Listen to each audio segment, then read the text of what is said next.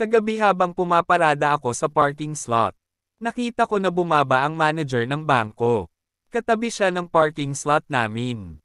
At doon ay ipinatong niya ang dala niyang attached case na kulay itim sa taas ng kanyang kotse. Habang inaayos niya ang iba pang mga gamit na kanyang bibit-bitin. Agad naman akong nagpark sa tabi ng sasakyan niya at doon ay agarang umalis ang manager ng bangko at naiwan ang itim na attached case. Dahil may dumating pala na 2 polis. Hinintay ko muna na umalis ang mga polis bago ako bumaba ng sasakyan.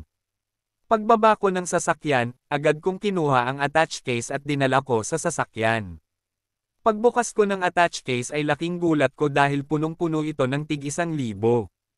Siguro nasa 10 milyon lahat yon.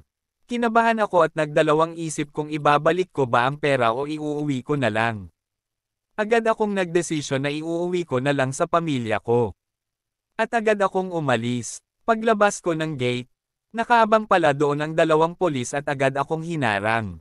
Binaba ko ang salamin ng sasakyan para magtanong sa kanila bakit nila ako hinarang. Bigla na lang akong hinawakan sa kamay. At doon ay nakaramdam ako ng takot at pinagpawisan ako kahit malamig ang aircon ng sasakyan. Sabay sabi sa akin, "Sir, mag-alas 9 na ng umaga ba't nakahiga ka pa dyan?" Dumating na pala ang ka-office mate ko. Naalimpungatan tuloy ako, at nang hinayang. Hawak-hawak ko na ang pera. Naging bato pa. Muntik na sana akong naging mayaman. Nawala pa. Oh my God! Rasi! Oh my God! What the? Rasi!